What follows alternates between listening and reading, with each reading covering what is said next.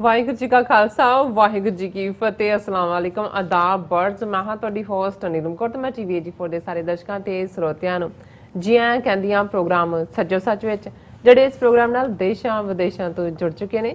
Khalistan affair centre ਦੇ ਸੰਚਾਲਕ doctor Amarjit Singh ji ਰੋਜ਼ਾਨਾ ਦੀ ਤਰ੍ਹਾਂ ਸਟੂਡੀਓ ਵਿੱਚ ਮੇਰੇ ਨਾਲ ਸ਼ਾਮਲ ਨੇ। ਉਹਨਾਂ ਨਾਲ ਗੱਲਬਾਤ ਕਰਕੇ ਅੱਜ ਦੇ ਅਹਿਮ ਇਸ਼ੂਜ਼ ਉੱਪਰ ਉਹਨਾਂ ਤੋਂ ਉਹਨਾਂ ਦਾ ਤਜ਼ੀਆ ਜਾਣਦੇ ਹਾਂ।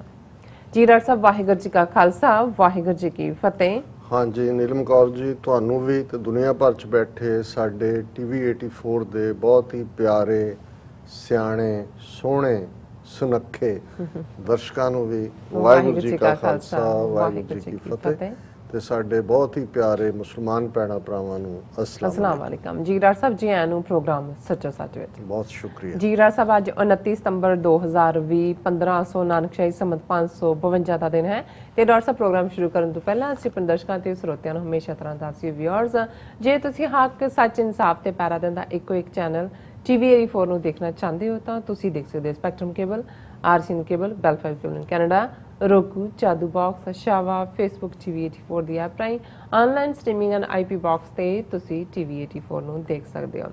ਵਿਊਅਰਸ, ਜੇ ਤੁਸੀਂ TV84 ਨਾਲ ਜਾਂ ਪ੍ਰੋਗਰਾਮ ਸੱਚੋ ਸੱਚ ਨਾਲ ਫੇਸਬੁੱਕ ਰਾਹੀਂ ਜੁੜੇ ਹੋ ਤਾਂ ਇਸ ਨੂੰ ਵੱਧ ਤੋਂ ਵੱਧ ਲਾਈਕ ਕਰੋ ਤੇ ਸ਼ੇਅਰ ਕਰੋ ਅਤੇ ਨਾਲ ਹੀ YouTube ਤੇ ਸਬਸਕ੍ਰਾਈਬ ਵੀ ਕਰੋ। ਇਹ ਵੀ ਦੱਸਦੀ ਕਿ ਤੁਸੀਂ TV84 ਦੀ ਐਪ ਨੂੰ ਐਂਡਰੋਇਡ ਐਂਡ ਐਪ ਸਟੋਰ ਤੇ ਡਾਊਨਲੋਡ ਕਰਕੇ ਜੋ TV84 ਦੀ ਲਾਈਵ ਸਟ੍ਰੀਮ ਹੈ ਉਸ ਨੂੰ ਤੁਸੀਂ 24 ਆਵਰਸ ਦੇਖ ਸਕਦੇ ਹੋ। ਵਿਊਅਰਸ, ਹੁਣ ਅਸੀਂ ਆਪਣੇ ਪ੍ਰੋਗਰਾਮ ਦੀ ਸ਼ੁਰੂਆਤ ਕਰਨ ਜਾ ਰਹੇ ਹਾਂ। ਪ੍ਰੋਗਰਾਮ ਦੇ ਸ਼ੁਰੂ ਵਿੱਚ ਜੋ ਆਪਣੇ ਪ੍ਰੋਗਰਾਮ ਦੇ ਵਿੱਚ ਵਿਚਾਰਿਆ ਜਾਣ ਵਾਲਾ ਪਹਿਲਾ ਅਹਿਮ ਵਿਸ਼ਾ ਹੈ ਉਸ ਬਾਰੇ ਆਪਾਂ ਗੱਲਬਾਤ ਕਰਾਂਗੇ ਕਿ ਕਿਸ ਤਰ੍ਹਾਂ ਨਾਜ਼ੀਵਾਦੀ ਤੇ ਫਾਸ਼ੀਵਾਦੀ ਜਿਹੜਾ ਮੋਦੀ ਸਰਕਾਰ ਨੇ ਅੱਜ ਇੱਕ ਹੋਰ ਮਾਰਕਾ ਮਾਰਿਆ। ਦੁਨੀਆ ਭਰ ਵਿੱਚ ਜੋ ਇਨਸਾਨੀ ਹੱਕਾਂ ਲਈ ਆਵਾਜ਼ ਚੁੱਕਣ ਵਾਲੀ ਇੰਟਰਨੈਸ਼ਨਲ ਆਰਗੇਨਾਈਜੇਸ਼ਨ MNST ਜੋ ਇੰਟਰਨੈਸ਼ਨਲ ਨੇ ਭਾਰਤ ਵਿਚਲੇ ਆਪਣੇ ਜਿਹੜੇ ਦਫ਼ਤਰ ਨੇ ਉਹ ਬੰਦ ਕਰ ਦਿੱਤੇ ਨੇ, ਕਿਉਂਕਿ ਮੋਦੀ ਸਰਕਾਰ ਨੇ MNST ਇੰਟਰਨੈਸ਼ਨਲ ਦੇ ਜਿਹੜੇ ਖਾਤੇ ਨੇ ਉਹ ਬੰਦ ਕਰ ਦਿੱਤੇ ਨੇ ਔਰ ਪਿਛਲੇ ਕਈ ਸਾਲਾਂ ਤੋਂ MNST ਇੰਟਰਨੈਸ਼ਨਲ ਦੇ ਜਿਹੜੇ ਮੁਲਾਜ਼ਮਾਂ ਨੂੰ ਭਾਰਤ ਵਿੱਚ ਜਿਹੜਾ ਹੈ ਹਰਾਸ ਕੀਤਾ ਜਾ ਰਿਹਾ ਸੀ। ਸੋ ਇਸ ਬਾਰੇ ਆਪਾਂ ਗੱਲਬਾਤ ਕਰਨ ਜਾ ਰਹੇ ਹਾਂ। ਸੋ ਅਸੀਂ ਚਾਹਾਂਗੇ ਕਿ ਤੁਸੀਂ ਸਟਾਰਟਿੰਗ ਤੋਂ ਲੈ ਕੇ ਐਂਡ ਤੱਕ ਸਾਡੇ ਨਾਲ ਇਸੇ ਤਰ੍ਹਾਂ ਹੀ ਬਣੇ ਰਹਿਣਾ। ਦੇਖਣ ਸੁਣ ਲਈ ਤੁਹਾਡਾ ਸਭ ਦਾ ਬਹੁਤ ਬਹੁਤ ਸ਼ੁਕਰੀਆ। ਜੀ ਡਾਕਟਰ ਸਾਹਿਬ, ਕੀ ਵਿਚਾਰਾਂ ਨੇ ਇਸ ਮੁੱਦੇ ਬਾਰੇ?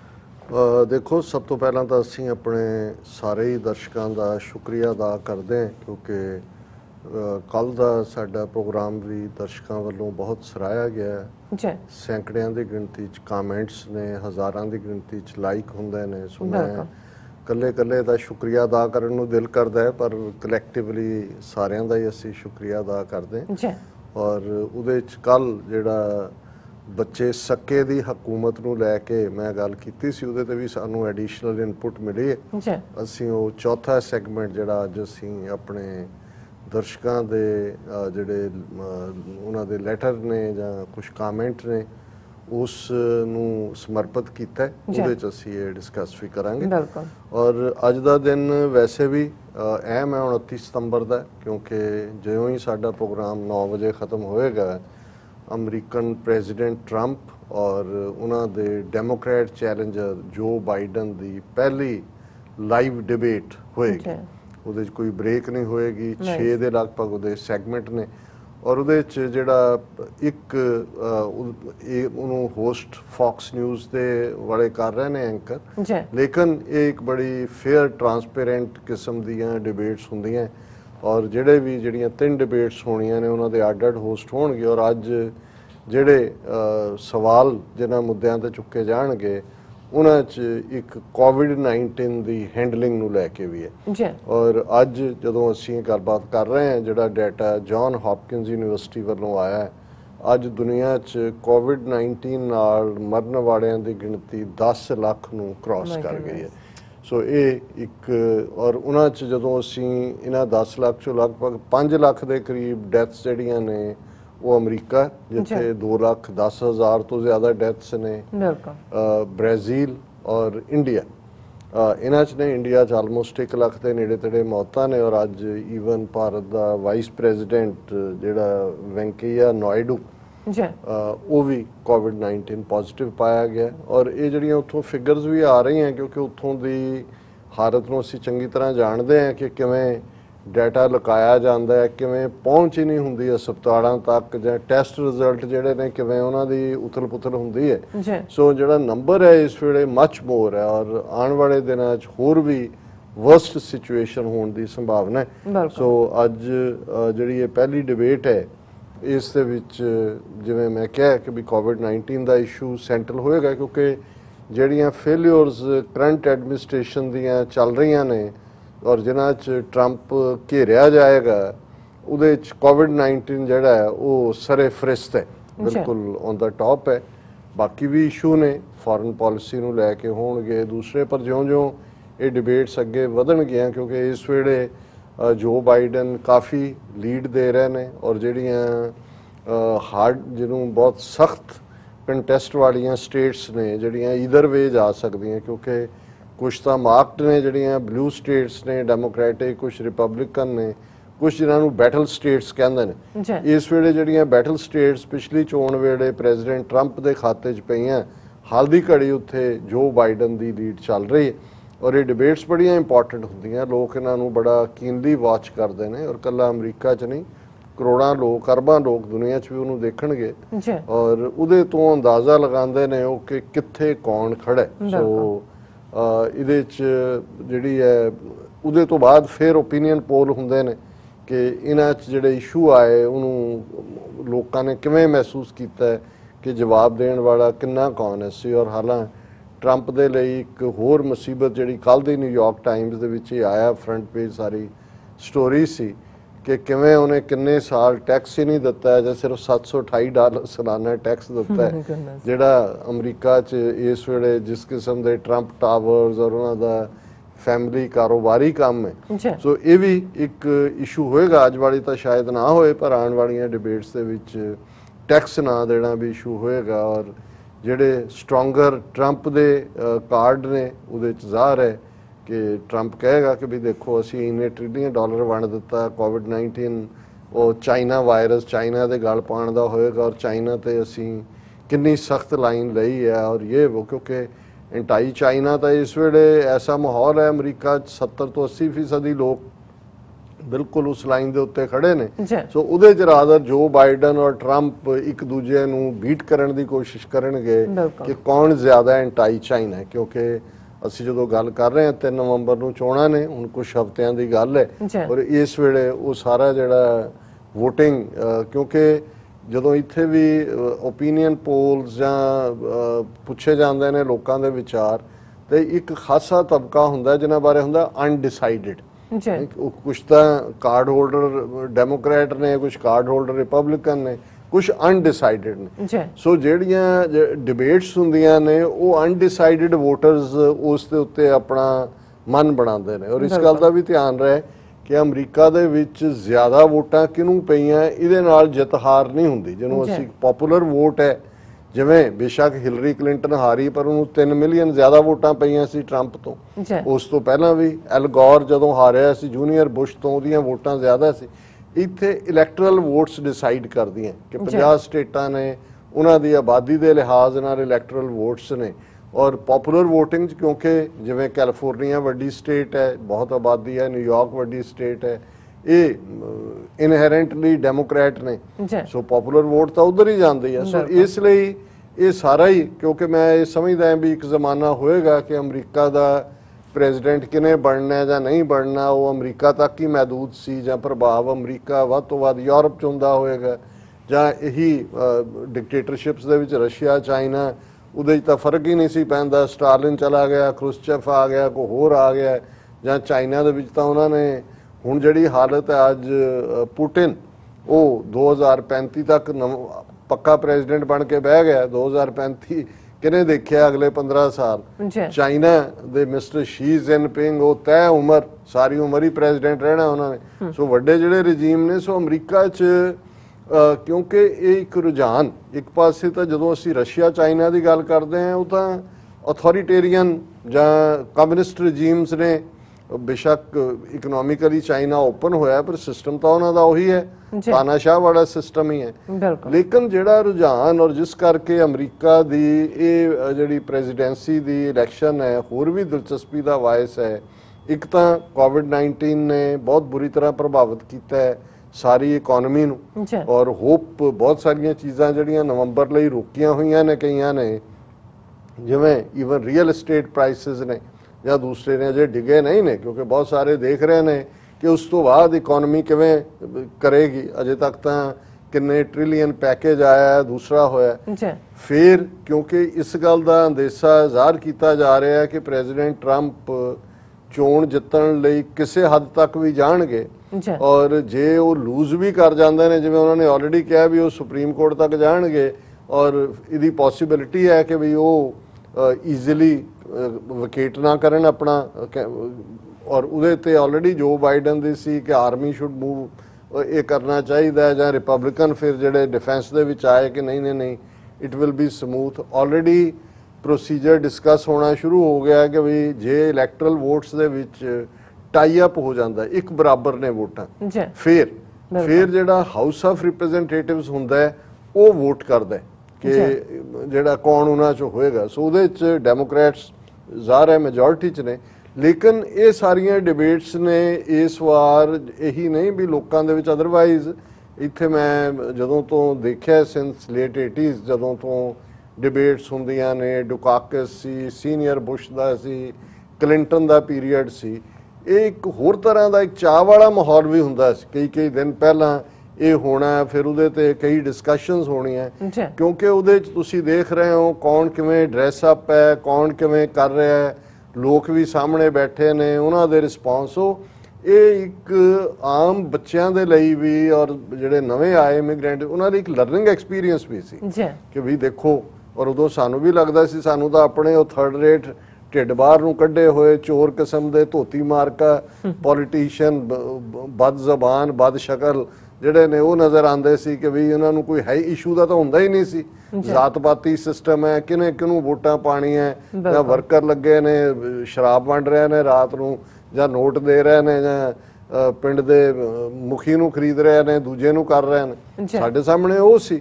ਸੋ ਮੇਰੇ ਲਈ ਵੀ ਹਾਲਾਂ ਚਲੋ ਉੱਥੇ ਹੁੰਦਿਆਂ ਵੀ ਸਾਨੂੰ ਥੋੜਾ ਬਹੁਤ ਪਤਾ ਸੀ, ਪਰ ਇੱਥੇ ਇੱਕ ਫਿਰ ਜਦੋਂ ਇਨੋਗ੍ਰੇਸ਼ਨ ਹੋਈ, ਮੈਂ ਜਿਹੜੀ ਹੈ ਪ੍ਰੈਜ਼ੀਡੈਂਟ ਕਲਿੰਟਨ ਦੀ ਇਨੋਗ੍ਰੇਸ਼ਨ ਵਾਸ਼ਿੰਗਟਨ ਅਟੈਂਡ ਕੀਤੀ ਕਿ ਕਿਵੇਂ ਫਸਟ ਲੇਡੀ ਪ੍ਰੈਜ਼ੀਡੈਂਟ ਕੀ। ਸੋ ਅਮਰੀਕਾ ਇਕੱਲਾ ਇਹੀ ਨਹੀਂ ਹੈ ਕਿ ਵੀ ਇੱਕ ਡ੍ਰੀਮਿੰਗ ਕਰ, ਹਰ ਕੋਈ ਬੰਦਾ ਦੁਨੀਆ ਦੇ ਕਿਸੇ ਕੋਨੇ 'ਚ ਬੈਠਾ ਡ੍ਰੀਮ ਕਰਦਾ ਸੀ ਮੈਂ ਅਮਰੀਕਾ ਦਾ ਸਿਸਟਮ, ਡੈਮੋਕ੍ਰੇਸੀ, ਜਮਹੂਰੀਅਤ, ਅਕਾਊਂਟੇਬਿਲਟੀ ਔਰ ਉਹਨਾਂ ਦੀ ਗ੍ਰੇਸ, ਔਰ ਜਦੋਂ ਡਿਬੇਟਸ ਵੀ ਹੋ ਰਹੀਆਂ ਕੋਈ ਕਿਸੇ ਦੇ ਉੱਤੇ ਬੇਮਤਲਬ ਦੀਆਂ ਪਾਲਿਸੀ ਦੇ ਉੱਤੇ ਗੱਲ ਹੋ ਰਹੀ ਹੈ ਵੀ ਤੁਹਾਡੀ ਫਾਈਨੈਂਸ਼ੀਅਲ ਪਾਲਿਸੀ ਕੀ ਹੈ, ਫੋਰਨ ਕੀ ਹੈ, ਡੋਮੈਸਟਿਕ ਕੀ ਹੈ, ਦੂਸਰਾ ਕੀ ਹੈ, ਲੋਕਾਂ ਨੂੰ ਪਤਾ ਲੱਗ ਰਿਹਾ ਹੈ। ਇਹ ਨਹੀਂ ਕਿ ਬਈ ਮੇਰੀ ਫਲਾਣੀ ਜ਼ਾਤ ਹੈ ਤੇ ਫਲਾਣਾ, ਉਹ ਪਾਰਟ ਜਿਹੜਾ ਉੱਥੋਂ ਦਾ ਤਾਂ ਕੋਈ ਕੰਪੈਰੀਜ਼ਨ ਹੀ ਨਹੀਂ ਸੀ। ਲੇਕਿਨ ਅਨਫੋਰਚੂਨੇਟਲੀ ਮੈਂ ਵੀ ਇਹਨਾਂ ਸਾਰੇ 30-32 ਸਾਲਾਂ ਦੇ ਵਿੱਚ ਦੇਖਿਆ ਕਿ ਕਿਵੇਂ ਇਹ ਸਿਸਟਮ ਜਿਹੜਾ ਹੈ ਉਹ ਡਾਊਨਵਰਡ ਸਲਾਈਡ ਹੋਇਆ, ਔਰ ਹੁੰਦੇ ਅੱਜ ਇਸ ਹੱਦ ਤੱਕ ਪਹੁੰਚ ਗਿਆ ਹੈ ਕਿ ਸੀਰੀਅਸ ਅਮਰੀਕਨ ਇਹ ਦੇਖ ਰਹੇ ਨੇ ਕਿ ਵੀ ਕੀ ਵਾਈਟ ਹਾਊਸ ਵਕੀਟ ਕਰੇਗਾ ਟਰੰਪ ਜੇ ਡਿਫੀਟ ਹੁੰਦਾ ਹੈ, ਜੇ ਨਹੀਂ ਕਰਦਾ ਤੇ ਕੀ ਹੋਏਗਾ। ਔਰ ਇਲੈਕਸ਼ਨਸ ਦੇ ਵਿੱਚ ਜਿਹੜੇ ਇਸ਼ੂ ਜਿਸ ਢੰਗ ਨਾਲ ਚੁੱਕੇ ਜਾਂਦੇ ਨੇ, ਔਰ ਪਿਛਲੀ ਵੀ ਕੈਂਪੇਨਿੰਗ ਕਿੰਨੀ ਡਰਟੀ ਹੋ ਗਈ ਹੈ, ਉਹਦੇ 'ਚ ਤੁਸੀਂ ਜ਼ੀਨੋਫੋਬੀਆ ਦੇਖਦੇ ਹੋ, ਇਸਲਾਮੋਫੋਬੀਆ ਦੇਖਦੇ ਹੋ, ਮੈਕਸੀਕਨ ਟਾਰਗੇਟ, ਮੁਸਲਮਾਨ ਟਾਰਗੇਟ, ਹੁਣ ਚੀਨੇ ਟਾਰਗੇਟ, ਹਰ ਚੀਜ਼ ਦੇ ਲਈ ਤੁਸੀਂ ਕੋਈ ਨਾ ਕੋਈ ਦੋਸ਼ ਲੱਭ ਰਹੇ ਹੋ। ਸੋ ਇਹ ਹੈਲਥੀ ਸਾਈਨ ਨਹੀਂ ਹੈ। ਇਸ ਲਈ ਨਹੀਂ ਕਿ ਇਕੱਲਾ ਅਮਰੀਕਾ ਦੇ 340-350 ਮਿਲੀਅਨ ਲੋਕਾਂ ਲਈ ਨੇ, ਕੁੱਲ ਦੁਨੀਆ ਲਈ, ਕਿਉਂਕਿ ਜਦੋਂ ਕੋਈ ਰੋਲ ਮਾਡਲ ਦੇ ਤੌਰ ਤੇ ਦੇਖਿਆ ਜਾਂਦਾ ਹੈ, ਜਿਵੇਂ ਘਰਾਂ ਦੇ ਵਿੱਚ ਹੁੰਦਾ ਹੈ, ਜੇ 4-5 ਭੈਣਾਂ ਭਰਾ ਹੁੰਦੇ ਸੀ, ਜਿਹੜਾ ਸਭ ਤੋਂ ਵੱਡਾ ਭਰਾ ਜਾਂ ਭੈਣ ਹੈ ਉਹ ਪਾਥ ਸੈਟਰ ਹੁੰਦਾ ਸੀ, ਜੋ ਪੜ੍ਹ ਕੇ ਇੰਜੀਨੀਅਰ ਬਣ ਗਿਆ, ਡਾਕਟਰ ਬਣ ਗਿਆ, ਘਰ ਦੇ ਉਹਦੇ ਵਿੱਚ ਮੋਰਲ ਵੈਲਿਊਜ਼ ਨੇ, ਤੇ ਮਾਂ-ਬਾਪ ਨਾਲੋਂ ਵੀ ਜ਼ਿਆਦਾ ਅਸੀਂ ਆਪਣੇ ਵੱਡੇ ਭਰਾਵਾਂ ਤੋਂ ਜਾਂ ਭੈਣਾਂ ਤੋਂ ਡਰਦੇ ਸੀ ਕਿ ਉਹ। ਸੋ ਇਸੇ ਤਰ੍ਹਾਂ ਜਦੋਂ ਤੁਸੀਂ ਰੋਲ ਮਾਡਲ ਦੇ ਅਮਰੀਕਾ ਦਾ ਇੱਕ ਅਮਰੀਕਾ ਦਾ ਦਬਦਬਾ ਵੀ ਸੀ, ਔਰ ਅਮਰੀਕਾ ਦੀ ਹਰ ਇੰਸਟੀਟਿਊਸ਼ਨ ਨੂੰ ਹਰ ਕੋਈ ਜਿਹੜਾ ਹੈ ਉਹ ਕਾਪੀ ਵੀ ਕਰਦਾ ਸੀ ਕਿ ਇਹ ਹਿਊਮਨ ਰਾਈਟਸ ਦੀ ਗੱਲ, ਉਹ ਹਿਊਮਨ ਰਾਈਟਸ ਦੇ ਚੀਥੜੇ ਵੀ ਉੱਡ ਗਏ 9/11 ਤੋਂ ਬਾਅਦ। ਜਿਸ ਕਿਸਮ ਦਾ ਮਾਹੌਲ ਔਰ ਜਿਸ ਕਿਸਮ ਦੀ ਆਪਾ-ਤਾਪੀ ਔਰ ਈਵਨ ਮੀਡੀਆ ਦੀ ਫਰੀडम, ਸਾਨੂੰ ਲੱਗਦਾ ਸੀ ਵਾਹ ਕਿ ਵੀ ਇੱਥੇ ਇਵੇਂ ਜਿਹੜਾ ਤੁਸੀਂ ਜਿਹੜਾ ਉਹ ਜੋਕ ਬਣਾ ਸਕਦੇ ਹੋ ਆਪਣੇ ਕਿੰਨੇ ਰਾਤ ਦੇ ਕਾਮੇਡੀ ਸ਼ੋਅ ਜਿਹੜੇ ਨੇ ਉਹ ਪ੍ਰੈਜ਼ੀਡੈਂਟ ਜਾਂ ਉਸ ਜ਼ਮਾਨੇ 'ਚ ਡੈਨ ਕੋਏਲ ਸੀ ਜੂਨੀਅਰ ਸੀਨੀਅਰ, ਉਹਦੇ ਤੇ ਸਭ ਤੋਂ ਜ਼ਿਆਦਾ ਜੋਕ ਹੁੰਦੇ ਸੀ। ਹੌਲੀ ਹੌਲੀ ਹੌਲੀ ਹੁੰਦੇ ਆ। ਹੁਣ ਅੱਜ ਹਾਲ ਇਹ ਹੋ ਗਿਆ ਵੀ ਜਿਹੜਾ ਕੋਈ ਕਹੇ ਵੀ ਫੇਕ ਨਿਊਜ਼। ਸੋ ਇਹ ਸਾਰੇ ਇਸ਼ੂ, ਔਰ ਇਸ ਵਾਰ ਇਸ ਗੱਲ ਦਾ ਵੱਲ ਦੇਖਿਆ ਜਾ ਰਿਹਾ ਕਿ ਵੀ ਹੁਣ ਬਾਕੀ ਇਹ man is known by the company he keeps. ਜਦੋਂ ਅਸੀਂ ਦੇਖਦੇ ਹਾਂ ਕਿ ਵੀ ਇੱਕ ਪਾਸੇ ਅਥੋਰੀਟੇਰੀਅਨ ਰਜੀਮਸ ਦੀ ਅਸੀਂ ਰਸ਼ੀਆ, ਚਾਈਨਾ, ਉਹ ਤਾਂ ਕਦੇ ਵੀ ਹਿਊਮਨ ਕਾਈਂਡ ਦੇ ਰੋਲ ਮਾਡਲ ਨਹੀਂ ਰਹੇ, ਜਾਂ ਮਿਡਲ ਈਸਟ ਦੇ ਵਿੱਚ ਜਿੱਥੇ ਸ਼ੇਖਡਮਸ ਨੇ, ਮੋਨਾਰਕੀਜ਼ ਨੇ, ਜਾਂ ਜਿਨ੍ਹਾਂ ਮੁਲਕਾਂ ਦੇ ਵਿੱਚ ਫੌਜ ਟੇਕ ਓਵਰ ਕਰਦੀ ਹੈ। ਲੇਕਿਨ ਅੱਜ ਤੁਸੀਂ ਡੈਮੋਕ੍ਰੇਸੀ ਜਿਹੜੀਆਂ ਦੋ, ਜਿਨ੍ਹਾਂ ਨੂੰ ਇੱਕ ਉੱਥੇ ਬੈਠੇ ਮਾਈ ਫਰੈਂਡ ਟਰੰਪ ਕਹਿਣ ਵਾਲਾ ਦੀ ਲਾਰਜੈਸਟ ਡੈਮੋਕ੍ਰੇਸੀ 1,350,000,000 ਲੋਕ, ਉਹ ਬਿਲਕੁਲ ਡੈਮੋਕ੍ਰੇਸੀ ਦਾ ਨਾਂ ਵਰਤ ਕੇ ਜਿਹੜੀ ਹੈ ਸਿੱਧੀ ਕਿਸਮ ਦੀ ਤਾਨਾਸ਼ਾਹੀ ਹੈ। ਔਰ ਜਦੋਂ ਗੱਲ ਤਾਂ ਇਹ ਹੈ ਕਿ ਵੀ ਜੇ ਵੱਡਾ ਭਰਾ ਹੀ ਵਿਗੜ ਗਿਆ ਜਾਂ ਉਹਨੇ ਹੀ ਡੈਮੋਕ੍ਰੇਸੀ ਦੇ ਅਰਥ ਡਿਫਰੈਂਟ ਬਣਾ ਦਿੱਤੇ ਨੇ, ਮੀਡੀਆ ਦੇ ਉੱਤੇ ਵੀ ਲਗਾਮ ਕੱਸਣੀ ਹੈ, ਜੋ ਵੀ ਚੱਲ ਰਿਹਾ ਹੈ ਔਰ ਜੋ ਉੱਥੇ ਹੋ ਰਿਹਾ ਹੈ ਹਿਊਮਨ ਰਾਈਟਸ ਵਾਇਲੇਸ਼ਨ, ਤੁਸੀਂ ਖੁਦ ਹੀ ਹਿਊਮਨ ਰਾਈਟਸ ਨੂੰ ਜਾਂ ਕਲਾਈਮੇਟ ਚੇਂਜ ਨੂੰ ਜਾਂ ਦੂਜਿਆਂ ਨੂੰ ਇੱਕ ਜੋਕ ਸਮਝਦੇ ਹੋ, ਤੇ ਫਿਰ ਇਹੀ ਹਾਲ ਹੋਣਾ ਸੀ ਜੋ ਹੋ ਰਿਹਾ। ਸੋ ਗੱਲ ਇਹ ਹੈ ਕਿ ਵੀ ਇੱਧਰ ਤਾਂ ਚਲੋ ਫਿਰ ਵੀ ਇੱਕ ਚੇਂਜ ਦਾ ਹੋਏਗਾ ਪਾਰਟ ਕੀ ਹੁੰਦਾ ਹੈ ਜੇ, ਔਰ ਜੇ ਬਣ ਵੀ ਜਾਂਦਾ ਹੈ ਟਰੰਪ ਦੁਬਾਰਾ, ਉਹਦੇ 'ਚ ਜ਼ਰੂਰ ਅਮਰੀਕਾ, ਜਦੋਂ ਤੁਸੀਂ ਜਿਨ੍ਹਾਂ ਦੀ ਸੈਕੰਡ ਟਰਮ ਪ੍ਰੈਜ਼ੀਡੈਂਸੀ ਹੁੰਦੀ ਹੈ ਉਹਨਾਂ ਬਾਰੇ ਹੁੰਦਾ ਹੈ ਕਿ ਵੀ ਉਹ ਫਿਰ ਉਹਨਾਂ ਨੇ 2 ਹੀ ਟਰਮਸ ਹੁੰਦੀਆਂ, 8 ਸਾਲ ਰਹਿਣਾ ਹੁੰਦਾ, ਉਹ ਫਿਰ ਉਨੇ ਜਨੂਨ ਦੇ ਨਾਲ ਨਹੀਂ ਰਹਿੰਦੇ, ਉਹਨਾਂ ਦੀ ਉਹ ਜਿਹਨੂੰ ਕਹਿੰਦੇ ਨੇ ਕਿ ਵੀ ਉਹ ਸਟੀਮ ਜਿਹੀ ਨਿਕਲ ਜਾਂਦੀ ਹੈ। ਸੋ ਉਹਦਾ ਐਗਰੈਸਿਵਨੈਸ ਫਿਰ ਉਹ ਲੱਗ ਜਾਂਦੇ ਨੇ ਜੀ ਕਿ ਅਸੀਂ ਹਿਸਟਰੀ 'ਚ ਆਪਣੀ ਥਾਂ ਬਣਾਉਣੀ ਹੈ, ਕਿ ਅਸੀਂ ਇਹ ਕੀਤਾ ਹੈ। ਜਿਹੜੇ ਸਿਆਣੇ ਪ੍ਰੈਜ਼ੀਡੈਂਟ ਸੀ ਥੋੜ੍ਹੇ ਬਹੁਤ ਆਪਣੀਆਂ ਲਾਇਬ੍ਰੇਰੀਆਂ ਬਣਾਉਣ ਲੱਗ ਜਾਂਦੇ ਨੇ ਜਾਂ ਆਪਣੀ ਲੈਗੇਸੀ ਛੱਡਣ ਦਾ ਫਿਕਰ ਹੁੰਦਾ। ਲੇਕਿਨ ਉੱਥੇ ਜਿਸ ਤਾਨਾਸ਼ਾਹੀ ਦੇ ਨੇ ਇਹਦੇ 'ਚੋਂ ਤਾਕਤ ਕੱਢੀ ਹੈ, ਔਰ ਜਿਨ੍ਹਾਂ ਨੇ ਇਹਨੂੰ ਬਿਲਕੁਲ ਜਿਹੜਾ ਉੱਥੇ ਜੋ ਵੀ ਚੱਲ ਰਿਹਾ ਉਹਦੇ ਤੇ ਅੱਖਾਂ ਬੰਦ ਨਹੀਂ ਕੀਤੀਆਂ, ਰਾਦਰ ਬਲਿੰਕ ਕੀਤਾ ਹੈ, ਅੱਖ ਮਾਰੀ ਹੈ ਕਿ ਬਈ ਕਰੀ ਜਾ, ਬਹੁਤ ਵਧੀਆ। ਔਰ ਇੱਕ ਦੂਜੇ ਦੀ ਪਿੱਠ ਖੁਰਕਣ ਦੀ ਲਾਈਨ ਹੈ ਕਿ you scratch my back, I scratch your back, ਉਹ ਇੱਥੇ ਕਰਕੇ ਰੌਡੀ ਮੌਡੀ ਕਰ ਰਿਹਾ। ਦੂਜਾ ਤੇ ਉਹ ਵੀ ਅਬ ਕੀ ਬਾਰ ਟਰੰਪ ਸਰਕਾਰ ਹੈ ਨਾ, ਉਹ ਇੱਥੇ ਕਰ ਰਿਹਾ, ਉਹ ਉੱਥੇ ਸੱਦ ਰਿਹਾ, ਕਹਿੰਦੇ ਮਾਈ ਫਰੈਂਡ ਅਹਿਮਦਾਬਾਦ 'ਚ ਇੰਨੇ ਲੱਖ, ਇਹ ਵੀ ਇੱਥੇ ਕਹਿ ਰਿਹਾ 40 ਲੱਖ, ਉਹ ਬਾਅਦ 'ਚ ਨਿਕਲਦਾ ਵੀ 40,000 ਵੀ ਨਹੀਂ ਨਿਕਲਦੇ। ਉਹ ਜਿਹੜਾ ਮੋਦੀ ਉਹਨੂੰ ਦੱਸ ਰਿਹਾ ਸੀ, ਉਹਨੂੰ ਮਿਲੀਅਨ ਤੇ ਲੱਖ ਦਾ ਫਰਕ ਨਹੀਂ ਸੀ ਪਤਾ ਵੀ 1 ਮਿਲੀਅਨ 'ਚ 10 ਲੱਖ ਹੁੰਦੇ ਨੇ।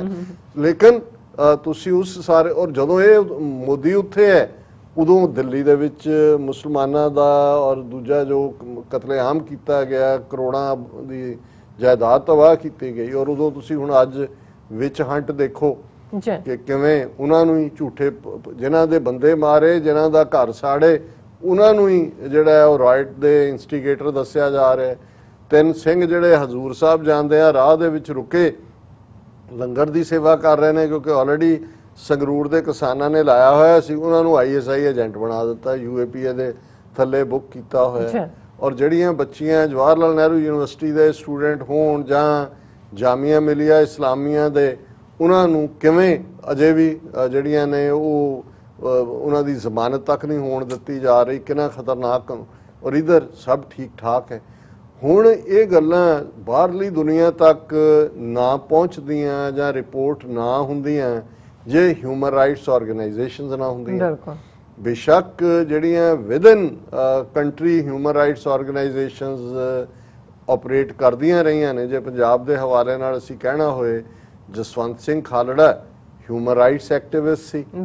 ਜੇ ਉਹ ਇਸ ਫੈਕਟ ਨੂੰ ਸਾਹਮਣੇ ਨਾ ਲਿਆਂਦਾ ਕਿ ਕਿਵੇਂ ਹਜ਼ਾਰਾਂ ਸਿੱਖ ਨੌਜਵਾਨਾਂ ਨੂੰ ਮਾਰ ਕੇ ਝੂਠੇ ਪੁਲਿਸ ਮੁਕਾਬਲਿਆਂ 'ਚ ਲਾਵਾਰਸ ਲਾਸ਼ਾਂ ਕਹਿ ਕੇ ਸਾੜ ਦਿੱਤਾ ਗਿਆ, ਤੇ ਇਹ ਹਕੀਕਤ ਹੀ ਸਾਹਮਣੇ ਨਹੀਂ ਸੀ ਆਣੀ ਕਿ ਕਿਵੇਂ 1992 ਤੋਂ 1994-95 ਤੱਕ 50,000 ਤੋਂ ਜ਼ਿਆਦਾ ਸਿੱਖ ਨੌਜਵਾਨ ਝੂਠੇ ਪੁਲਿਸ ਮੁਕਾਬਲਿਆਂ ਦੇ ਵਿੱਚ ਮਾਰੇ ਗਏ, ਕਿੰਨੀ ਵੱਡੀ ਨਸਲਕੁਸ਼ੀ ਹੋਈ। ਔਰ ਉਹਦੇ 'ਚ ਉਹਨਾਂ ਦੀ ਲੋਕਲ ਸੀ ਜਿਹੜੀ ਹੈ Punjab based human rights organisation, ਪਰ ਜਿਨ੍ਹਾਂ ਆਰਗੇਨਾਈਜੇਸ਼ਨਸ ਨੇ ਗਲੋਬਲੀ ਬਹੁਤ ਵੱਡਾ ਕੰਮ ਕੀਤਾ, ਜਿਨ੍ਹਾਂ ਦੀਆਂ ਸਾਲਾਨਾ ਰਿਪੋਰਟਸ ਜਦੋਂ ਮੁਲਕਾਂ ਬਾਰੇ ਨਿਕਲਦੀਆਂ ਨੇ ਤੇ ਮੁਲਕਾਂ ਦੀਆਂ ਹਕੂਮਤਾਂ ਉਸ ਵੱਲ ਦੇਖ ਰਹੀਆਂ ਹੁੰਦੀਆਂ ਨੇ, ਕਿਉਂਕਿ ਇੱਕ ਜ਼ਮਾਨਾ ਸੀ ਕਿ ਉਹਦੇ ਨਾਲ ਅਮਰੀਕਾ ਦੇ ਵਿੱਚ ਈਵਨ ਫਾਈਨੈਂਸ਼ੀਅਲ ਅਸਿਸਟੈਂਸ ਪ੍ਰੋਗਰਾਮ ਜਿਹੜਾ ਇਹਨਾਂ ਦਾ ਸੀ ਉਹ ਜੁੜਿਆ ਹੋਇਆ ਸੀ ਕਿ ਜੇ ਰਿਪੋਰਟ ਆਈ ਕਿ ਵੀ ਵਾਇਲੇਸ਼ਨ ਹੈ, ਨਾਲ ਦੀ ਨਾਲ US ਕਾਂਗਰਸ ਦੇ ਵਿੱਚ ਰੈਜ਼ੋਲੂਸ਼ਨ ਆ ਜਾਂਦਾ ਸੀ ਕਿ ਭਾਈ ਇਹਨਾਂ ਨੂੰ ਜਿਹੜੀ ਹੈ ਫਾਈਨੈਂਸ਼ੀਅਲ ਅਸਿਸਟੈਂਸ ਦਿੱਤੀ ਜਾ ਰਹੀ ਹੈ, ਇਹਨੂੰ ਰੋਕਿਆ ਜਾਏ ਜਾਂ ਇਹਨੂੰ ਡਿਲੇ ਕੀਤਾ ਜਾਏ, ਅਕਾਊਂਟੇਬਿਲਟੀ ਹੋਏ। ਔਰ ਉਹਨਾਂ ਦੇ ਵਿੱਚ ਬਹੁਤ ਸਾਰੀਆਂ ਆਰਗੇਨਾਈਜੇਸ਼ਨਸ ਇਸ ਵੇਲੇ ਦੁਨੀਆ 'ਚ ਨੈਸ਼ਨਲ ਲੈਵਲ ਤੇ ਕੰਮ ਕਰਦੀਆਂ, ਪਰ ਇੱਕ ਜਿਹਦਾ ਨਾਂ ਲੈਂਦੇ ਆ ਹਰ ਕੋਈ ਦੁਨੀਆ ਦੇ ਵਿੱਚ ਇਹ ਹੋਪ ਕਰਦਾ ਹੈ ਕਿ ਭਾਈ ਇਹਦੇ ਚੋਂ ਫੇਅਰਨੈਸ ਵਾਲੀ ਗੱਲ ਹੋਏਗੀ ਜਦੋਂ ਕਿਸੇ ਇਸ਼ੂ ਬਾਰੇ ਗੱਲ ਕਰਦੇ ਨੇ, ਉਹ ਹੈ ਐਮਨੈਸਟੀ ਇੰਟਰਨੈਸ਼ਨਲ। ਬਿਲਕੁਲ। ਹੁਣ ਜ਼ਾਹਰ ਹੈ ਕਿ ਐਮਨੈਸਟੀ ਦਾ ਮਤਲਬ ਤਾਂ ਮੁਆਫੀ ਵੀ ਹੁੰਦਾ ਹੈ, ਔਰ ਜਦੋਂ ਅਸੀਂ ਇਹ ਦੇਖਦੇ ਹਾਂ ਕਿਉਂਕਿ ਐਮਨੈਸਟੀ ਇੰਟਰਨੈਸ਼ਨਲ 1960ਵਿਆਂ ਦੇ ਵਿੱਚ ਜਦੋਂ ਦੁਨੀਆ ਦੇ ਨਕਸ਼ੇ ਵੱਲ ਉਸਨੇ ਕੰਮ ਕਰਨਾ ਸ਼ੁਰੂ ਕੀਤਾ, ਸ਼ੁਰੂਆਤ ਉਹਦੀ ਹੁੰਦੀ ਹੈ ਇੰਗਲੈਂਡ 'ਚੋਂ, ਔਰ ਉਸ ਦਾ ਜਿਹੜੇ ਪਹਿਲੀ ਕੈਂਪੇਨਿੰਗ ਹੈ, ਜਿਹੜੇ ਕੁਝ ਟਰਮਸ ਜਿਹੜੀਆਂ ਅੱਜ ਕਾਮਨ ਇਸਤੇਮਾਲ ਹੁੰਦੀਆਂ ਨੇ, ਇਹ ਪਹਿਲੀਆਂ ਸੀ ਜਿਹੜੀਆਂ ਐਮਨੈਸਟੀ ਇੰਟਰਨੈਸ਼ਨਲ ਨੇ ਸ਼ੁਰੂ ਕੀਤੀਆਂ, ਜਿਵੇਂ ਪ੍ਰਿਜ਼ਨਰ ਆਫ ਕੌਨਸ਼ੀਅੰਸ, ਕਿ ਜਦੋਂ ਤੁਸੀਂ ਕਿਸੇ ਬੰਦੇ ਨੂੰ ਉਹਦੀਆਂ ਨੀਤੀਆਂ ਕਰਕੇ ਗ੍ਰਿਫਤਾਰ ਕਰਕੇ ਰੱਖੋ ਜਾਂ ਜੇਲ੍ਹ 'ਚ ਰੱਖੋ, ਡਿਟੈਂਸ਼ਨ 'ਚ ਰੱਖੋ, ਨਜ਼ਰਬੰਦ 'ਚ ਰੱਖੋ। ਔਰ ਪਹਿਲਾ ਕੈਂਪੇਨ ਜਿਹੜਾ 1960ਵਿਆਂ 'ਚ ਗਲੋਬਲੀ ਰਨ ਕੀਤਾ ਐਮਨੈਸਟੀ ਇੰਟਰਨੈਸ਼ਨਲ ਨੇ, ਔਰ ਜੇ ਮੈਂ ਗਲਤ ਨਾ ਹੋਵਾਂ ਕਿਉਂਕਿ ਮੈਂ ਅੱਜ ਫੈਕਟ ਚੈੱਕ ਨਹੀਂ ਕੀਤੇ ਨੇ ਔਰ ਕਾਫੀ ਸਾਲਾਂ ਤੋਂ ਹੀ ਮੇਰੇ ਯਾਦ ਜਿਹੜੇ ਪਏ ਨੇ, ਮੈਂ ਉਹਨਾਂ ਤੇ ਬੇਸ ਅੱਜ ਗੱਲ ਕਰ ਰਿਹਾ ਕਿ ਸ਼ੇਖ ਅਬਦੁੱਲਾ ਉਹ ਪਹਿਲਾ ਐਮਨੈਸਟੀ ਇੰਟਰਨੈਸ਼ਨਲ ਦਾ ਪ੍ਰਿਜ਼ਨਰ ਆਫ ਕੌਨਸ਼ੀਅੰਸ ਸੀ, ਜਿਹਨੂੰ ਇਹ ਪ੍ਰਿਜ਼ਨਰ ਆਫ ਕੌਨਸ਼ੀਅੰਸ ਡਿਕਲੇਅਰ ਕਰਦੇ ਸੀ। ਫਿਰ ਇੱਕ ਗਲੋਬਲ ਕੈਂਪੇਨ ਕੀਤਾ ਜਾਂਦਾ ਸੀ ਕਿ ਇਹਨੂੰ ਰਿਲੀਜ਼ ਕਰੋ। ਸੋ ਇਸ ਤਰ੍ਹਾਂ ਫਿਰ ਬਹੁਤ ਸਾਰੀਆਂ ਪਰਸਨੈਲਿਟੀਜ਼, ਨੈਲਸਨ ਮੰਡੇਲਾ ਦਾ ਹੋਏ, ਦੂਸਰੇ ਹੋਏ, ਹਜ਼ਾਰਾਂ ਹੋਰ ਕੇਸਿਸ ਦੇ ਉੱਤੇ ਐਮਨੈਸਟੀ ਨੇ ਜਿਹੜਾ ਹੈ ਆਪਣੇ ਕੈਂਪੇਨ ਕੀਤੇ, ਕਈਆਂ ਨੂੰ ਰਾਹਤ ਮਿਲੀ। ਔਰ ਕਿਉਂਕਿ ਐਮਨੈਸਟੀ ਇਨ ਪ੍ਰਿੰਸੀਪਲ ਡੈਥ ਸੈਂਟੈਂਸ ਦੇ ਖਿਲਾਫ ਹੈ, ਭਾਵੇਂ ਕੋਈ ਜਿੰਨਾ ਮਰਜ਼ੀ ਵੱਡਾ ਕ੍ਰਿਮੀਨਲ ਹੋਏ। ਸੋ ਜਦੋਂ ਵੀ ਕਿਸੇ ਨੂੰ ਡੈਥ ਸੈਂਟੈਂਸ ਦੇਣ ਦੀ ਲਾਈਨ ਆਉਂਦੀ ਹੈ ਜਾਂ ਐਗਜ਼ੀਕਿਊਟ ਕਰਨ ਦਾ ਟਾਈਮ ਆਉਂਦਾ ਹੈ, ਉਦੋਂ ਵੀ ਐਮਨੈਸਟੀ ਦਾ ਇੱਕ ਵੱਡਾ ਕੈਂਪੇਨ ਹੁੰਦਾ ਹੈ ਕਿ ਵੀ ਨਹੀਂ, ਇਹ ਡੈਥ ਸੈਂਟੈਂਸ ਨਹੀਂ ਹੋਣਾ। ਔਰ ਇਹ ਐਮਨੈਸਟੀ ਇੰਟਰਨੈਸ਼ਨਲ ਦਾ ਹੀ ਐਫਰਟ ਸੀ ਕਿ ਜੇ ਅਸੀਂ ਕਾਮਨਵੈਲਥ ਕੰਟਰੀਜ਼ ਦੇਖਦੇ ਹਾਂ ਜਾਂ ਯੂਰਪੀਅਨ ਪਾਰਲੀਮੈਂਟ ਦੇ ਮੁਲਕਾਂ 'ਚ ਦੇਖਦੇ ਹਾਂ, ਉਹਨਾਂ ਦੇ ਵਿੱਚ ਜਿਹੜਾ ਕਾਮਨਵੈਲਥ ਦੇ ਤਾਂ ਸਾਰੇ ਮੁਲਕਾਂ 'ਚ ਡੈਥ ਸੈਂਟੈਂਸ ਦੇ ਉੱਤੇ ਪਾਬੰਦੀ ਨਹੀਂ ਹੈ। ਹਾਲਾਂ ਉਹਨਾਂ ਦਾ ਕੈਂਪੇਨ ਹੈ ਕਿ ਇਹਦੇ ਤੇ ਹੋਏ, ਹਾਲਾਂ ਇੰਡੀਆ ਵੀ ਕਾਮਨਵੈਲਥ 'ਚ ਹੈ, ਲੇਕਿਨ ਯੂਰਪੀਅਨ ਪਾਰਲੀਮੈਂਟ ਦੇ ਸਾਰੇ ਮੁਲਕਾਂ ਦੇ ਵਿੱਚ ਡੈਥ ਸੈਂਟੈਂਸ ਨਹੀਂ ਹੈ। ਈਵਨ ਸਾਡੇ ਗੁਆਂਢ 'ਚ ਜਿਹੜਾ ਕੈਨੇਡਾ 'ਚ ਡੈਥ ਪੈਨਲਟੀ ਨਹੀਂ ਹੈ, ਕਿ ਸਜ਼ਾਏ ਮੌਤ ਨਹੀਂ। ਸੋ ਐਮਨੈਸਟੀ, ਔਰ ਇਸ ਤੋਂ ਇਲਾਵਾ ਮੈਂ ਸਮਝਦਾ ਵੀ ਮੈਂ ਸਿੱਖਾਂ ਦੇ ਬਿਹਾਫ ਤੇ ਇਹ ਗੱਲ ਕਹਿ ਸਕਦਾ ਹਾਂ ਕਿ ਜੇ ਅੱਜ ਲੱਖਾਂ ਸਿੱਖ ਅਮਰੀਕਾ ਦੇ ਵਿੱਚ, ਕੈਨੇਡਾ ਦੇ ਵਿੱਚ, ਯੂਰਪ ਦੇ ਵਿੱਚ ਪੋਲੀਟੀਕਲ ਅਸਾਈਲਮ ਲੈ ਕੇ ਬੈਠੇ ਨੇ, ਤੇ ਇਸ ਦੇ ਵਿੱਚ ਬਹੁਤ ਵੱਡਾ ਰੋਲ ਐਮਨੈਸਟੀ ਇੰਟਰਨੈਸ਼ਨਲ ਦੀਆਂ ਰਿਪੋਰਟਾਂ ਦਾ ਹੈ, ਜਿਨ੍ਹਾਂ ਨੂੰ ਬੇਸ਼ੱਕ ਪੰਜਾਬ ਦੇ ਵਿੱਚ ਬੈਨ ਕਰ ਦਿੱਤਾ ਗਿਆ ਸੀ ਕਾਫੀ ਦੇਰ। ਭਾਰਤ ਦੇ ਵਿੱਚ ਐਮਰਜੈਂਸੀ ਤੋਂ ਬਾਅਦ ਇੰਦਰਾ ਗਾਂਧੀ ਨੇ ਵੀ ਵਕਤੀ ਤੌਰ ਤੇ ਬੈਨ ਕੀਤਾ। ਪੰਜਾਬ ਕਸ਼ਮੀਰ ਤਾਂ ਆਊਟ ਆਫ ਰੀਚ ਸੀ, ਪਰ ਐਮਨੈਸਟੀ ਇੰਟਰਨੈਸ਼ਨਲ ਜਿਹੜੀਆਂ ਲੋਕਲ ਹਿਊਮਨ ਰਾਈਟਸ ਆਰਗੇਨਾਈਜੇਸ਼ਨਸ ਨੇ, ਉਹਨਾਂ ਦੀਆਂ ਰਿਪੋਰਟਸ ਤੇ ਬੇਸਡ ਐਨੂਅਲ ਰਿਪੋਰਟਸ ਪੰਜਾਬ 'ਚ ਕੀ ਚੱਲ ਰਿਹਾ ਹੈ।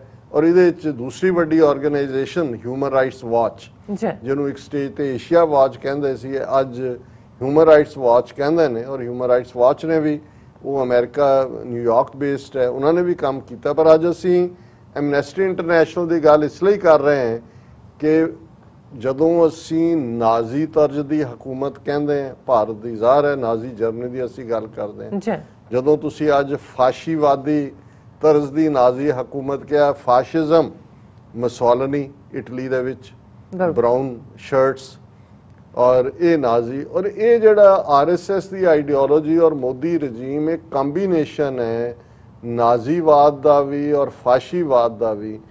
ਕਿਵੇਂ ਸਟੇਟ ਮਸ਼ੀਨਰੀ ਨੂੰ ਯੂਜ਼ ਕੀਤਾ ਜਾ ਰਿਹਾ ਹੈ ਹਰ ਉਸ ਆਵਾਜ਼ ਨੂੰ ਬੰਦ ਕਰਨ ਦੇ ਲਈ ਜਿਹੜੀ ਡਾਈਸੈਂਟਿੰਗ ਆਵਾਜ਼ ਹੈ, ਜਿਹੜੀ ਇਹਨਾਂ ਨੂੰ ਐਕਸਪੋਜ਼ ਕਰਦੀ ਹੈ।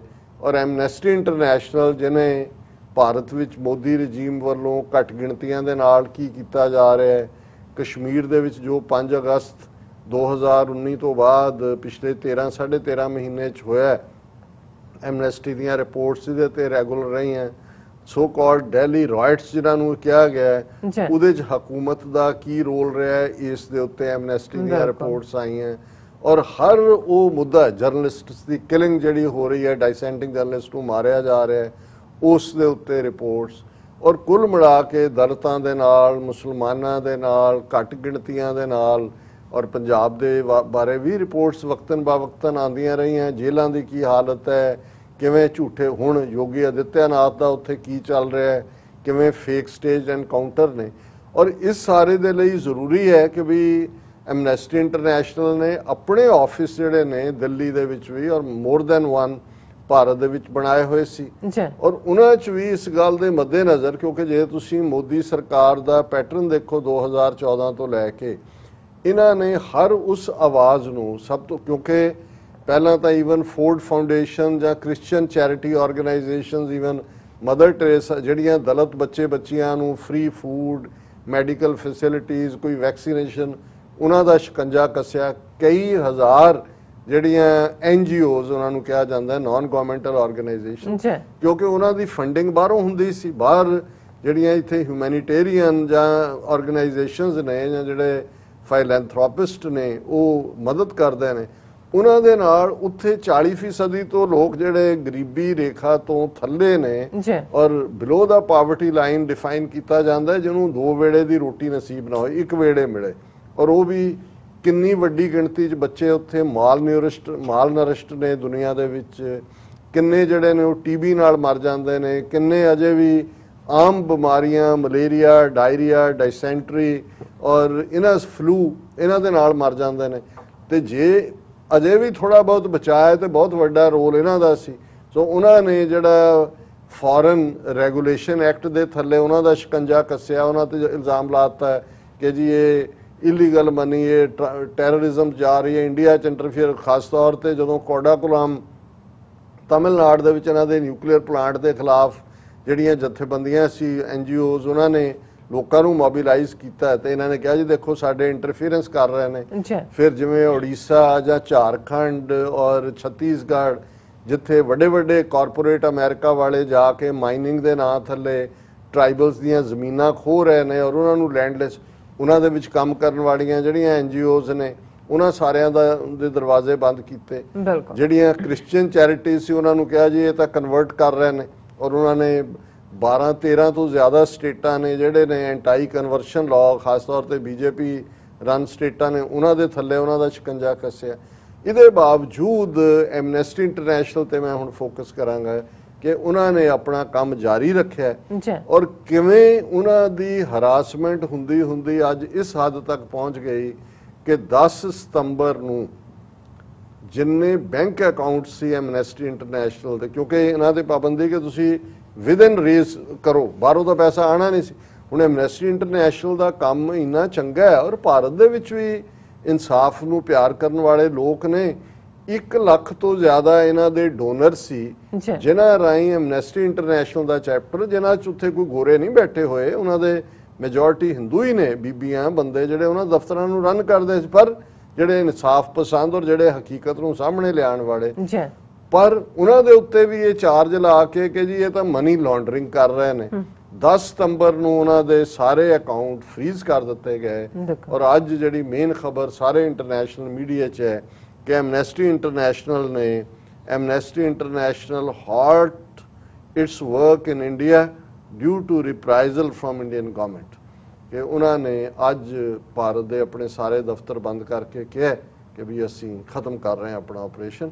ਔਰ ਰਸ਼ੀਆ ਤੋਂ ਬਾਅਦ ਰਸ਼ੀਆ ਨੇ ਵੀ, ਪੁਤਿਨ ਨੇ, ਕਿਉਂਕਿ ਉੱਥੇ ਉਹ ਧੱਕਾ ਕਰ ਰਿਹਾ ਹੈ, ਕਿਵੇਂ ਆਪਣੇ ਜਿਹੜੇ ਓਪੋਨੈਂਟ ਹੈ ਉਹਨੂੰ, ਇੱਕ ਨੂੰ ਤਾਂ ਪੋਇਜ਼ਨ ਕੀਤਾ, ਜਿਹੜਾ ਫਰਾਂਸ ਦੇ ਹਸਪਤਾਲ ਜਾ ਕੇ ਰਿਕਵਰ ਹੋਇਆ, ਕੀ ਚੱਲ ਰਿਹਾ ਹੈ। ਸੋ ਉਹਨੇ ਵੀ ਉਹ ਹਾਲਾਤ ਪੈਦਾ ਕੀਤੇ ਪੁਤਿਨ ਨੇ ਐਮਨੈਸਟੀ ਦੇ ਲਈ ਕਿ ਉੱਥੋਂ ਉਹਨਾਂ ਨੇ ਆਪਣਾ ਜਿਹੜਾ ਉਹ ਬੰਦ ਕਰ ਦਿੱਤਾ, ਔਰ ਇੰਡੀਆ ਦੂਸਰਾ ਮੁਲਕ ਬਣ ਗਿਆ ਹੈ, ਔਰ ਜਿਹਦੇ ਉੱਤੇ ਉਹਨਾਂ ਨੇ ਇੰਨਾ ਸ਼ਿਕੰਜਾ ਕੱਸਿਆ ਕਿ ਇਵੈਂਚੁਅਲੀ ਜੇ ਹੁਣ ਤੁਸੀਂ ਅਕਾਊਂਟ ਹੀ ਫ੍ਰੀਜ਼ ਕਰ ਦਿੱਤੇ ਨੇ, ਤੁਸੀਂ ਤਨਖਾਹਾਂ ਹੀ ਨਹੀਂ ਦੇ ਸਕਦੇ। ਔਰ ਉਸ ਤੋਂ ਪਹਿਲਾਂ ਕਿਵੇਂ ਸਿਸਟਮੈਟਿਕਲ ਹਰਾਸਮੈਂਟ ਹੋਈ ਹੈ, ਮੈਂ ਉਹਦਾ ਬਰੀਫ ਸਿਨੋਪਸਿਸ ਜ਼ਰੂਰ ਦੇਣਾ ਚਾਹਾਂਗਾ। ਔਰ ਇਸ ਸਾਰੇ ਦੇ ਵਿੱਚ ਜਿਹੜੇ ਅਵਿਨਾਸ਼ ਕੁਮਾਰ ਉੱਥੇ ਐਗਜ਼ੈਕਟਿਵ ਡਾਇਰੈਕਟਰ ਸੀ ਇਹਨਾਂ ਦੇ ਐਮਨੈਸਟੀ ਇੰਟਰਨੈਸ਼ਨਲ ਦੇ, ਉਹਦੇ 'ਚ ਉਹਨਾਂ ਨੇ ਕਿਹਾ ਕਿ ਵੀ the continuing crackdown on Amnesty International India over the last 2 years and the complete freezing of bank accounts is not accidental. कि अचानक नहीं होया है। जी the constant harassment by government agencies including the Enforcement Directorate, किवें लगातारता नाल इन्हां दा ये डायरैक्टरेट भी हरास करदा गया, is a result of our unequivocal call for transparency in the government. ये इसलिए है क्योंकि असी बार बार कहते हैं कि हुकूमत पारदर्शी होए, transparently active. Recently for accountability of the Delhi police and the government of India regarding the grave human rights violations in Delhi, कि जड़ियाँ इंसानी हकूकों की खिलाफ वर्जियां कीतियां ने पुलिस ने, हुकूमत ने, कि उहदा जवाबदेह बनाया जाए। जी and in Jammu and Kashmir what is happening, उहदे ते साडी आवाज़ for a movement that has done nothing but raise its voice against injustice, this latest attack is akin to freezing dissent, said Avinash Kumar, executive director of Amnesty International India. उन्होंने कहा जी ये उन्होंने account freeze नहीं किए, ਜਿਹੜੀ ਡਾਈਸੈਂਟ ਦੀ ਚੈਲੰਜ ਕਰਨ ਦੀ, ਵਿਰੋਧ ਖਲੋਣ ਦੀ ਆਵਾਜ਼ ਆ, ਉਹਨੂੰ ਫਰੀਜ਼ ਕਰ ਦਿੱਤਾ जी ਹੁਣ ਜ਼ਾਹਰ ਹੈ ਜੇ ਰਿਪੋਰਟ ਨਹੀਂ ਨਿਕਲੇਗੀ, ਔਰ ਇਹੀ ਉਹਨਾਂ ਨੇ ਜੋ ਕੁਝ ਬਣਾਇਆ ਹੋਇਆ ਹੈ ਆਸਾਮ ਦੇ ਵਿੱਚ 2 ਮਿਲੀਅਨ 20 ਲੱਖ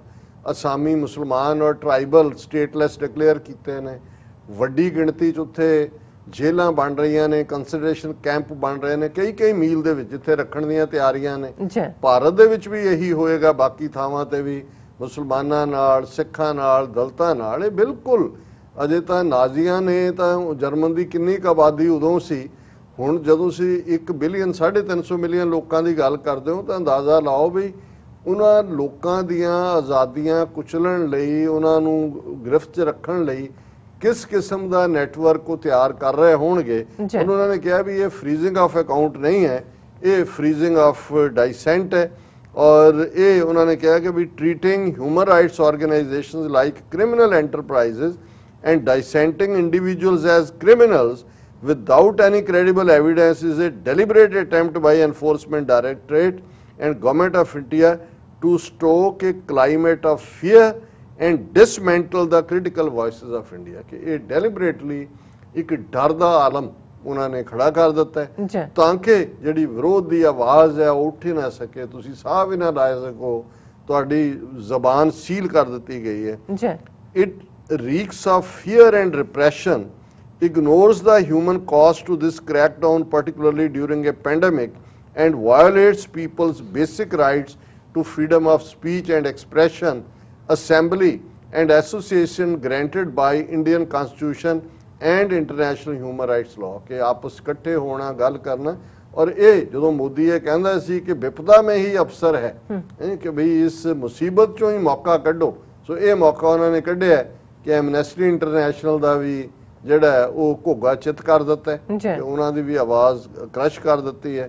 ਔਰ ਉਹਨਾਂ ਨੇ ਕਿਹਾ ਵੀ ਇਸ instead as a global power and member of United Nations Human Rights Council, India must fearlessly welcome calls for accountability and justice. ਕਿ ਵੀ ਚਾਹੀਦਾ ਤਾਂ ਇਹ ਸੀ ਕਿ ਵੀ ਤੁਸੀਂ ਗਲੋਬਲ ਪਾਵਰ ਆਪਣੇ ਆਪ ਨੂੰ ਤੁਰੇ ਹੋਏ ਹੋ ਕਹਿਣ ਹਿਊਮਨ ਰਾਈਟ ਕਾਉਂਸਲ ਚੋਂ, कि भी तुसी कहंदे आओ भी अकाउंटेबिलिटी करो, असी जस्टिस कर रहे हैं कि नहीं। और Amnesty International Nobel prize winner organisation है, नोबल जिहड़ा पीस प्राइज के पाई दुनिया च ने किन्ने लोकां दीयां जिंदगियां सेव कीतियां ने, किवें सच हक इंसाफ दे लई आवाज़ चुकदी है।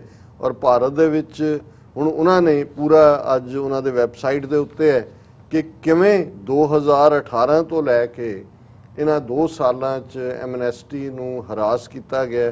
उन्होंने कहा कि 25 अक्तूबर 2018 नूं amnesty International India endured A 10-hour long raid as a group of officers from Enforcement Directorate, Financial Investigation Agency under Ministry of Finance, entered its premises and locked the gates behind them।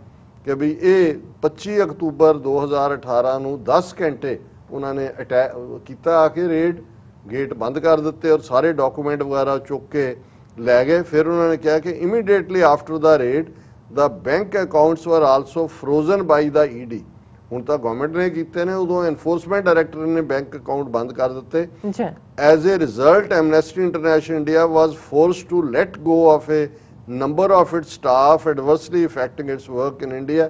क्योंकि जदों ये freeze करते ਤੇ ਸਾਨੂੰ ਬਹੁਤ ਸਾਰਾ staff ਕੱਢਣਾ ਪਿਆ ਕਿਉਂਕਿ ਅਸੀਂ ਉਹਨਾਂ ਦਾ ਪੇ ਨਹੀਂ ਸੀ ਕਰ ਸਕਦੇ। ਪਰ ਇਹਦੇ ਬਾਵਜੂਦ ਜਿਹੜਾ ਹੈ ਉਹਨਾਂ ਨੇ ਇਨ अर्ਲੀ 2019 ਫਿਰ 2019 department of income tax started sending investigative letters to more than 30 small regular donors. Apparently, the department didn't find any irregularities, but the process adversely affected the fundraising campaign of Amnesty International. ਹੁਣ ਕਿਉਂਕਿ ਉਹ ਤਾਂ ਬਾਹਰੋਂ ਪੈਸੇ ਵੀ ਨਹੀਂ ਸੀ ਲੈ ਰਹੇ, ਉਹਨਾਂ ਨੇ ਸੈਲਫ ਰੇਜ਼ ਕਰ ਰਹੇ ਸੀ, ਤੇ ਜਿਹੜੀ ਉਹਨਾਂ ਦੀ ਇਨਕਮ ਟੈਕਸ ਡਿਪਾਰਟਮੈਂਟ ਹੈ 2019 ਚ ਉਹਨਾਂ ਨੇ 30 ਤੋਂ ਜ਼ਿਆਦਾ ਉਹਨਾਂ ਡੋਨਰਸ ਨੂੰ ਜਿਹੜੇ ਐਮਨੈਸਟੀ ਨੂੰ ਚੈੱਕ ਲਿਖਦੇ ਸੀ ਉਹਨਾਂ ਨੂੰ ਨੋਟਿਸ ਭੇਜਣੇ ਸ਼ੁਰੂ ਕਰਤੇ। ਹੁਣ ਇੱਥੇ ਵੀ IRS ਦਾ ਨੋਟਿਸ ਆਏ ਤਾਂ ਸਭ ਕੁਝ ਰਹਿ ਜਾਂਦਾ ਹੈ ਕਿ ਭਾਈ ਇਹ ਕੀ ਆ ਗਿਆ, तो मतलब ਇਹ ਸੀ ਕਿ ਬੰਦ ਕਰੋ ਦੇਣਾ। ਫਿਰ in June 2019 Amnesty International India was denied permission to hold the press conference launch in Srinagar to release its third lawless law report on misuse and abuse of Public Safety Act in Jammu and Kashmir. It was forced to digitally release it ਕਿ ਅਸੀਂ ਜੂਨ 2019 ਦੇ ਵਿੱਚ ਸ੍ਰੀਨਗਰ 'ਚ report ਜਾਰੀ ਕਰਨੀ ਸੀ ਕਿ ਲਾਅਲੈਸ law, ਉਹਨਾਂ ਨੇ ਸਾਨੂੰ ਪ੍ਰੈਸ ਕਾਨਫਰੰਸ ਨਹੀਂ ਕਰਨ ਦਿੱਤੀ ਔਰ ਅਸੀਂ ਉਹਨੂੰ ਡਿਜੀਟਲੀ ਹੀ ਰਿਲੀਜ਼ ਕੀਤਾ। ਫਿਰ on 22nd October 2019 Amnesty International testified at US congressional hearing on situation of human rights in South Asia with specific focus on Jammu and Kashmir since the unilateral abrogation of Article 370 of Constitution of India ਕਿ 22 October 2019 ਨੂੰ ਜਿਹੜੀ US ਕਾਂਗਰੈਸ਼ਨਲ hearing ਹੋਈ ਉਹਦੇ 'ਚ ਅਸੀਂ ਜਿਹੜਾ ਟੈਸਟੀਫਾਈ ਕੀਤਾ ਕਿ ਵੀ ਕਸ਼ਮੀਰ 'ਚ ਕੀ ਚੱਲ ਰਿਹਾ ਹੈ ਆਰਟੀਕਲ 370 ਐਬਰੋਗੇਟ ਕਰਨ ਤੋਂ ਬਾਅਦ। On 15 November 2019, 2 weeks after the testimony and amid rumors of impending arrests of organization's top officials, the offices of Amnesty International India and the residence of one of its directors were raided again by the CBI. The raids were conducted on the basis of FIR filed by Ministry of Home Affairs over unsubstantiated allegations of suspected violations of Foreign Contribution Regulation Act. It suggested investigations be launched under other laws like prevention of उन्होंने कहा जी जो ही असी testify किया 2 हफ्ते बाद CBI ने India ਜਿਹੜਾ ਸਾਡੇ ਐਗਜ਼ੈਕਟਿਵ ਡਾਇਰੈਕਟਰ ਦੇ ਘਰ ਡਾਇਰੈਕਟਰਸ ਦੇ ਉੱਤੇ ਰੇਡ ਕੀਤੇ ਘਰਾਂ ਤੇ ਔਰ FIR ਜਿਹਦੇ ਬੇਸ ਤੇ ਕੀਤੇ ਗਏ ਉਹ ਹੋਮ ਅਫੇਅਰਸ ਮਿਨਿਸਟਰੀ ਨੇ ਦਿੱਤੇ। ਫਿਰ on 13th April 2020 Amnesty International India called on the Uttar Pradesh government to stop its intimidation of journalists through use of repressive laws during a pandemic। मैं already योगी दी गल कीती है। और on 15th April 2020 cyber crime police station Lucknow Uttar Pradesh notified Twitter to furnish him information about International India's Twitter account। उन्होंने कहा जी ਅਸੀਂ ਉਹਨੂੰ ਕਿਹਾ ਵੀ ਤੂੰ ਇਹ ਕਰ ਰਹੇ ਔਰ ਉਹਨਾਂ ਨੇ ਲਖਨਊ ਉਹਨਾਂ ਦੀ ਸਾਈਬਰ ਸਪੇਸ ਪੁਲਿਸ ਸਟੇਸ਼ਨ ਨੇ ਸਾਈਬਰ ਕ੍ਰਾਈਮ ਨੇ ਸਾਨੂੰ ਟਵਿੱਟਰ ਨੂੰ ਕਿਹਾ ਜੀ ਇਹਨਾਂ ਦਾ ਸਾਨੂੰ ਜਰਾ ਪ੍ਰੋਵਾਈਡ ਕਰੋ।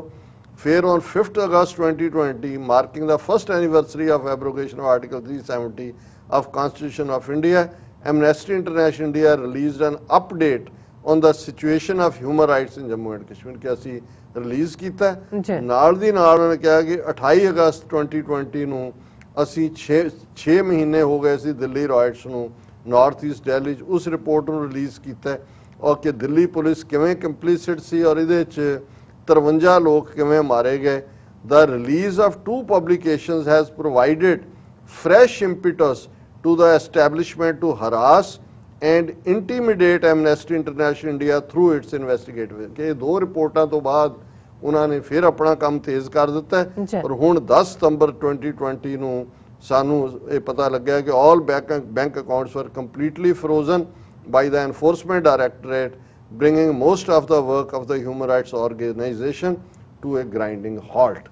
So ਜ਼ਾਹਰ ਹੈ ਕਿ ਇਹ ਬੈਕਗਰਾਉਂਡ 'ਚ ਉਹ ਐਮਨੈਸਟੀ ਇੰਟਰਨੈਸ਼ਨਲ ਜਿਹਦੀ ਪਛਾਣ ਦੁਨੀਆ ਦੀ ਇੱਕ ਆਪਣੀ ਯੂਨੀਕ ਆਰਗੇਨਾਈਜੇਸ਼ਨ ਦੇ ਤੌਰ ਤੇ ਨੋਬਲ ਪੀਸ ਪ੍ਰਾਈਜ਼ ਵਿਨਰ ਹੈ ਕੋਈ ਇਹਨਾਂ ਦੀ ਵਾਹ ਵੱਲ ਨਹੀਂ ਦੇਖ ਸਕਦਾ ਇਹੋ ਜਿਹਾ ਪ੍ਰਭਾਵ ਹੁੰਦਾ ਹੈ ਲੇਕਿਨ ਇਹਦੇ ਬਾਵਜੂਦ ਮੋਦੀ ਹੈ ਤਾਂ ਮੁਮਕਿਨ ਹੈ ਇਹ ਕੋਈ ਫਾਸ਼ਿਸਟ ਨਾਜ਼ੀ ਤਰਜ਼ ਦੀ ਹਕੂਮਤ ਹੀ ਕਰ ਸਕਦੀ ਹੈ ਕਿ ਉਹਨਾਂ ਨੇ ਇੱਕ ਇਨਸਾਨੀ ਹਕੂਕਾਂ ਦੀ ਗੱਲ ਕਰਨ ਵਾਲੀ ਇਨਸਾਨੀ ਹੱਕਾਂ ਦੀ ਗੱਲ ਕਰਨ ਵਾਲੀ ਆਰਗੇਨਾਈਜੇਸ਼ਨ ਦੇ ਦਰਵਾਜ਼ੇ ਉੱਥੇ ਬੰਦ ਕਰ ਦਿੱਤੇ ਨੇ।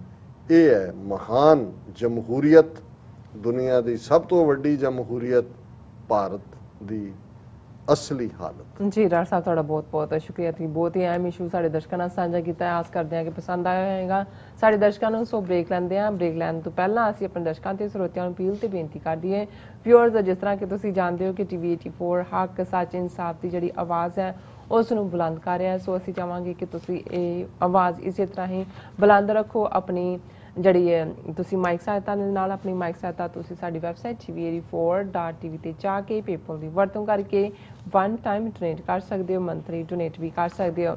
ਤੁਸੀਂ TV84 ਦੇ ਨਾਮ ਤੇ ਚੈੱਕ ਬਣਾ ਕੇ ਸਾਨੂੰ ਮੇਲ ਵੀ ਕਰ ਸਕਦੇ ਹੋ ਸਾਡੇ ਇਸ ਪਤੇ ਤੇ 36-01 37th Avenue, Long Island City, New York 11101 USA, ਜਾਂ ਫਿਰ ਤੁਸੀਂ ਸਾਨੂੰ ਫੋਨ ਰਾਹੀਂ ਵੀ ਸੰਪਰਕ ਕਰ ਸਕਦੇ ਹੋ ਸਾਡੇ ਫੋਨ ਨੰਬਰ ਤੇ 5164060694।